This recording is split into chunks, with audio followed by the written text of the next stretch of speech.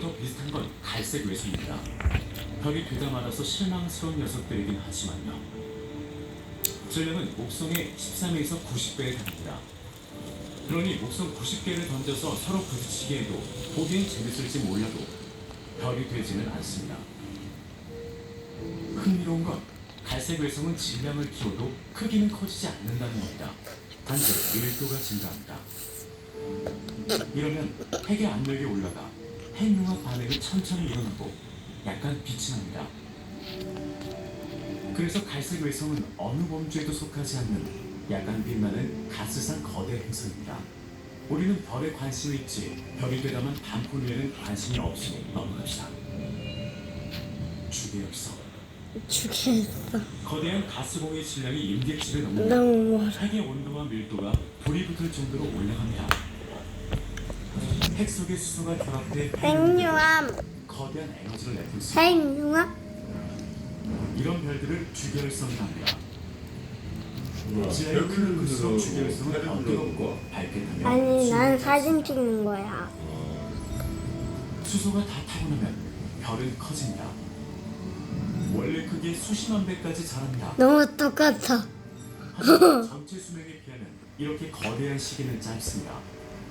이제 우리는 별의 생일을 서로 크게 다른 시점에서 비교할 겁니다. 그렇다고 별거 아닌 녀석들은 아닙니다. 우리가 아기와 어른을 비교할 것이란 사실만 기억해 주세요. 이제 처음으로 돌아갑시다. 진정한 별 중 가장 작은 것은 적색 외성입니다. 목성 질량의 100배 정도이고 수소를 헬륨으로 겨우 융합할 수 있을 정도입니다.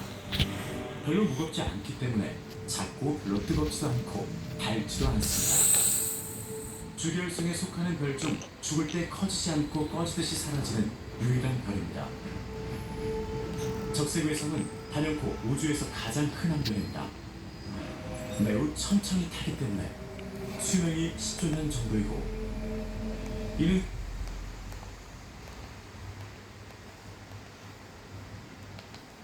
와.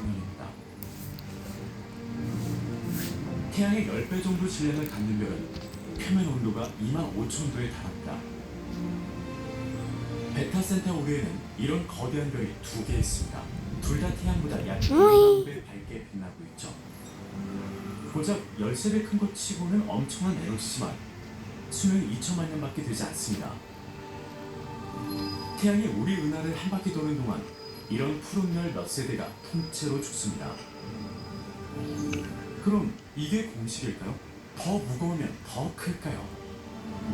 우리가 아는 가장 무거운 별은 R136A1입니다. 315 태양 질량이고 밝기는 태양의 900만 배에 달합니다. 하지만 이 무지막지한 질량과 에너지에 비해 크기는 고작 태양의 30배밖에 되지 않습니다. 이 별은 극단적인 형태를 중력으로 겨우 유지하고 있어서 항성풍으로 321조 톤의 물질을 잃습니다. 그것도 매초마다요.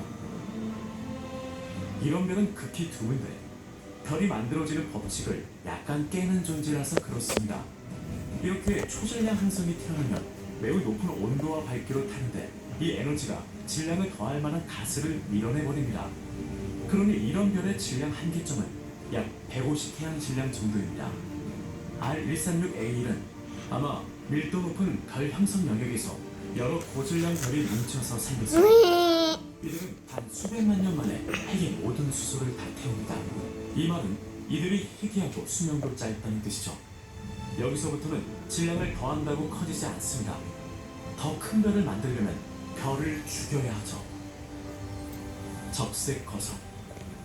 주계열성이 핵에 있는 수소를 거의 다 쓰게 되면 크기가 줄면서 더 뜨겁고 밀도가 높게 변합니다. 그러면 더 뜨겁고 빨리 핵융합이 일어나고 이 에너지가 중력을 상승하면서 바깥쪽이 부풀어 올라 거대한 별이 됩니다.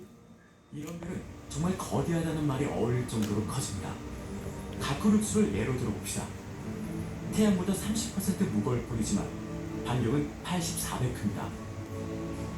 하지만 우리 태양이 죽을 때가 되면 부풀어 올라 가쿠룩스보다 더 커질 겁니다. 현재 반경의 200배가 됩니다. 이 마지막 단계에서 태양은 내 행성을 잡아먹습니다. 멋지다고요? 하지만 우주에서 가장 큰 별은 따로 있습니다. 그 거대성입니다. 그 거대성은 우주에서 가장 무거운 별들이 커졌을 때입니다. 이런 별은 엄청나게 넓은 표면적에서 미친 듯이 큰 에너지를 내뿜습니다. 어찌나 큰지 스스로 흩어질 정도입니다. 표면의 중력이 약해서 물질이 함선풍에 다 쓸려 날아갑니다. 크리스톨별은 25태양 질량의 반경은 태양의 300배인 별입니다. 반짝이는 푸른 별이기 때문에 크리스톨이라는 이름이 붙은 청색 불거대성입니다. 이 별이 얼마나 더 살지는 모르지만 아마 수백만 년 정도일 겁니다. 청색급 거대성보다 더 큰 건 황색급 거대성입니다. 가장 잘 연구된 별은 카시오페이아 자리 로우입니다. 지구에서 수천만 년 떨어져 있지만 너무 밝아서 맨눈으로도 볼 수 있는 별입니다. 40태양 질량이고 반경은 태양의 500배 정도입니다. 그리고 50만 배 더 밝죠. 태양의 위치에 카시오페이아 자리 로우가 있었으면 지구는 별 안에 있었을 것이고 우리는 살아있지 않을 겁니다. 하지만 황색급 거대성은 매우 희귀합니다. 15개만 발견되었죠. 별이 여러 그 거대 형태를 거쳐 커지거나 작아지면서 짧게 지나가는 중간 상태의 불광색입니다.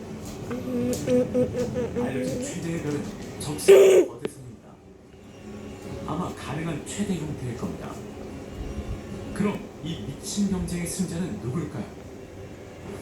사실 우리도 모릅니다. 적색급 거대성은 엄청나게 밝고 멉니다. 그 말은 우리 측정에 약간의 불확실성만 있어도 오차가 매우 커진다는 뜻입니다.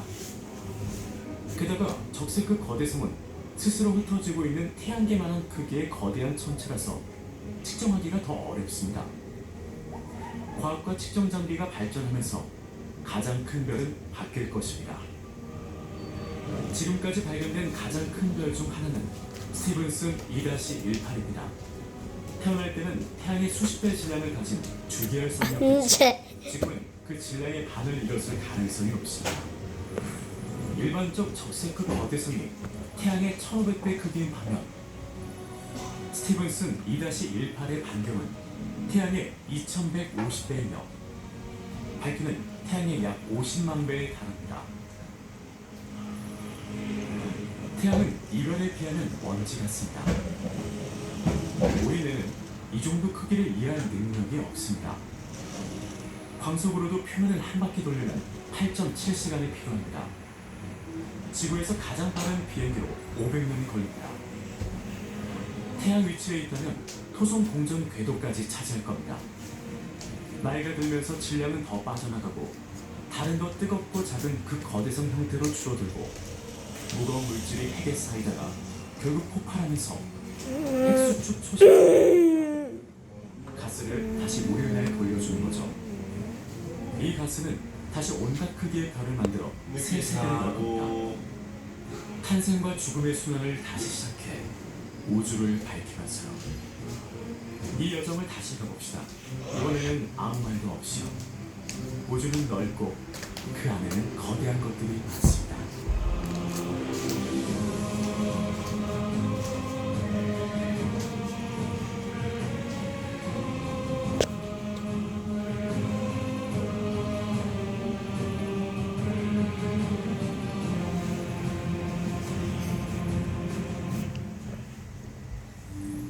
우주의 무한한 불가사의를 계속 탐험하고 싶다면 저희의 우주 관련 상품을 구매하시고 크루즈 계작들을 직접 후원해주세요.